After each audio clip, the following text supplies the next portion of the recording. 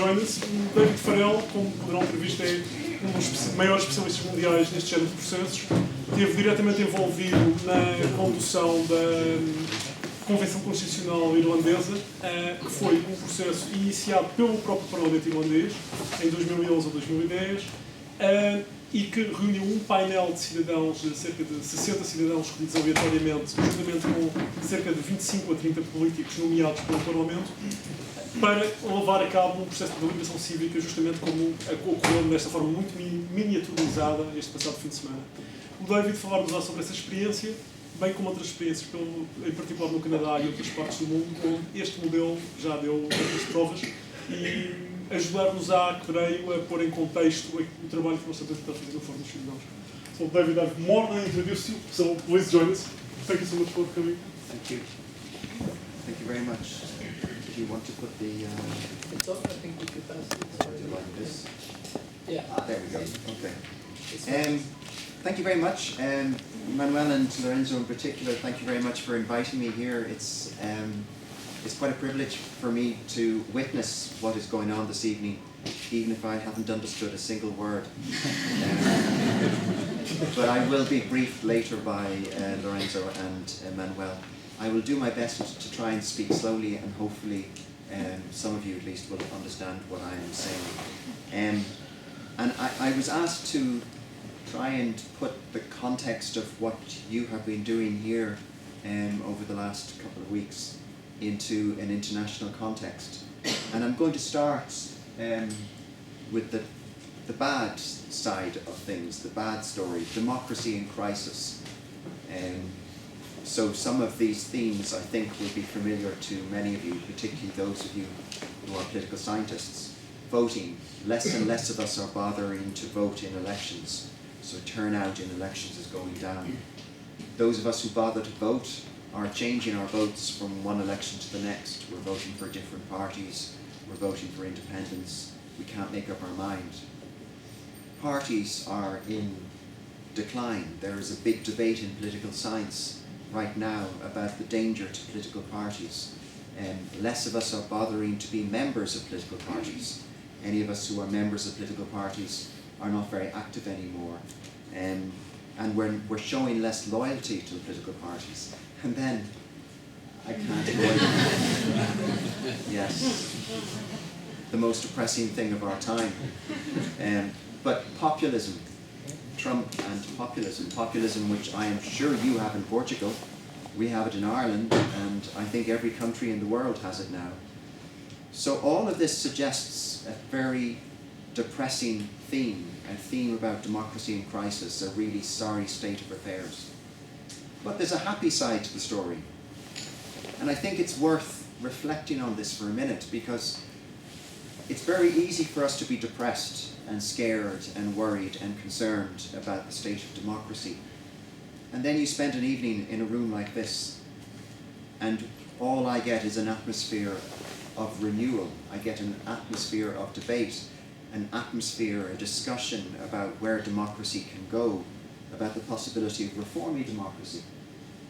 So what I'm talking about is a lot of discussions about change. There's a lot of examples about change. There's quite a lot of study going on right now in political science about reform. I don't know enough about Portugal, but certainly in my own country and in many other countries I'm familiar with, there are big debates about constitutional and political reform, and there are actual processes of reform going on. And many of those processes are bottom up. They're coming from the citizens. They're engaging with the citizens. And this is leading to a debate in political science about whether we're now dealing with the phenomenon of new democracy. New democracy in a number of ways. Democracy which is less centered on votes and more centered on voice. So we still vote, those of us who bother to vote in elections, but now we are being given as citizens more opportunities to express our voice, to express our disagreement, our anger, our frustration, our desire for change. So we are able to speak, we are able to give voice to our concerns. And democracies are gradually opening up the possibility for us as citizens to do that. And what that amounts to, what that means, is that as citizens we are less passive agents and we're more active. We are demanding a voice. We are demanding the right to express our views. We want to have some say. And I just want to use my remaining remarks to focus on one aspect of this, which is obviously relevant to what you're talking about or what you're doing at present, which is citizens' assemblies. So citizens' assemblies is one, I think, prominent example of citizens being given an active role, citizens being given a voice. And citizens' assemblies can come in different forms. Your citizen assembly was a nice small little group. Some of them, as you will see in a minute, are huge. Some meet for a weekend, some meet for a whole year. So there are all sorts of variations. But these are the sort of things that they tend to share in common. We're talking about ordinary citizens. So the members of your citizen assembly, I am sure, were like the members of the citizens' assemblies that I am familiar with. Ordinary citizens. They are not there because of their expertise or specialism. They are there because they've been selected as a representation of citizens of your country. Randomly selected. They have not run for office. They have been picked for this role. They are then provided with information by experts. So experts have an important role here. But the experts are there to give advice and give information, not as members. And then the process is one which we in political science refer to as deliberation. Informed discussion, having an open mind to the possibility of changing your views. And this sort of process of citizens' assemblies, the term, the title that is often given to them in political science is mini-public. There are many different types of mini-publics all over the world. But the kind of mini-public that I suppose you're after, the kind of citizens' assembly that the organisers of the process here have been trying to emulate, is the citizens' assembly model that was pretty much started only about a decade ago, a little over a decade ago, in Canada. This was the Citizen Assembly of British Columbia. 160 individuals from the province of British Columbia in Canada, selected randomly and given a year to discuss the electoral system. And they were followed quickly by citizens' assemblies in Ontario and also in the Netherlands. The same sort of model, a random selection of citizens given a number of months to debate whether to change the electoral system and what to do if you were going to propose a new electoral system. These were fabulous processes. I had the great privilege of witnessing each one of these. And it's a very familiar sight. It's very familiar when I watched your video. It's the same sort of thing that you would have seen in these cases also.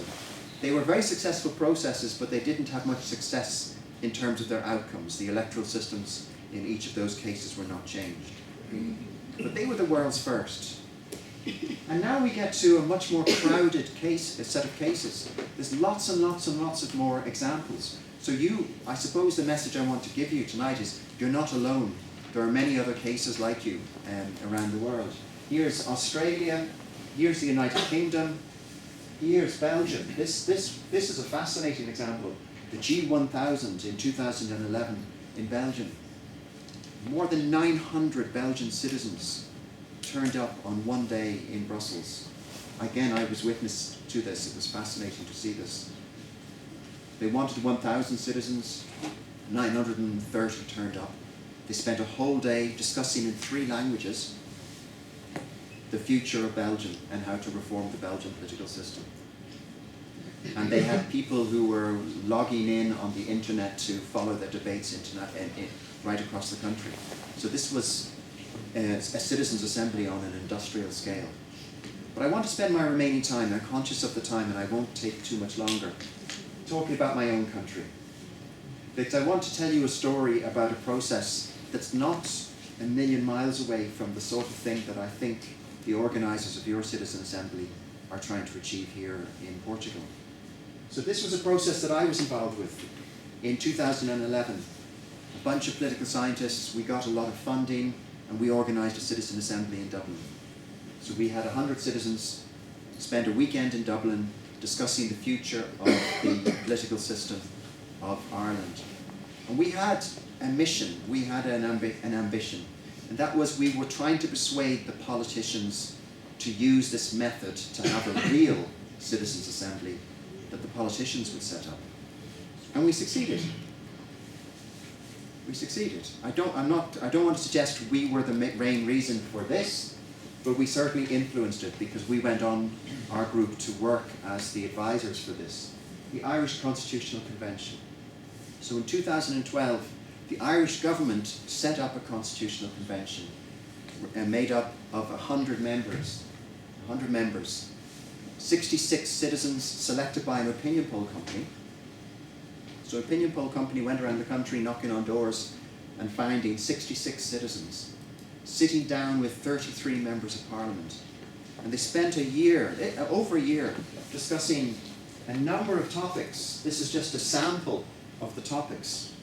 Marriage equality, the voting system, whether to reform the parliament. There were a number of topics that were set by the government. The government set the agenda. And the arrangement was that the outcomes of this constitutional convention was delivered to the parliament, and the parliament then debated it and decided what to do. And a number of those proposals have since been implemented. Our parliament has gone through radical reform of its processes because of the recommendations of the Constitutional Convention. But one recommendation stands out most of all, and I suspect you'd have come across this. Marriage equality. You may have seen the coverage of this. So in 2015, the Irish citizens voted in a referendum to introduce marriage equality. That was a recommendation of the Constitutional Convention. So you had citizens sitting down with politicians, debating whether to bring in marriage equality in a Catholic country. I'm sure your country's a bit like mine in that regard. Marriage equality is an issue of some controversy in certain circles. The citizens and the politicians together made a very firm recommendation. We want marriage equality in Ireland. It went to the Parliament agreed, the government agreed, they sent it to the people, and the citizens voted in a referendum, and 62% of them voted in favour of marriage equality. So that's an example of what can happen. It can make change, and some quite important change. And finally, just to bring you up to date, the work of the Constitutional Convention finished. It had an agenda, it completed its agenda. And now we have a new government. We had elections in 2016 in Ireland, and the new government has set up another process, the Citizens' Assembly. So this is going on right now. I was at a meeting of this Citizens' Assembly at exactly the same time as your Citizens' Assembly happened 2 weeks ago in Dublin. This was a meeting, this was one of the meetings I took a photograph of just before Christmas. 100 citizens debating a number of topics. Right now, they're debating abortion. That is an extremely toxic subject in Ireland. The politicians have been running scared from that issue for 30 or 40 years, and now they've given it to citizens to discuss. And the Citizens' Assembly has until the summer to complete its discussions just on that one issue of abortion, and what they recommend will go back to the Parliament for a possible debate about a new referendum. So to conclude, I wasn't able to understand the discussion earlier on, as I said. I will learn more over dinner later, but it's clear from the proposals that I could see being summarised by some of your members. Citizens have spoken, citizens have made recommendations, and in other countries where that has happened, the politicians have listened to them. It was great to see the Deputy President, the Vice President, address you, and I know you were talking to the President earlier on, so clearly politicians are listening, and let's hope they follow the lead of what you've done, so that maybe a process like this can be established on an institutional level in Portugal also. So I'll leave it there. Thank you.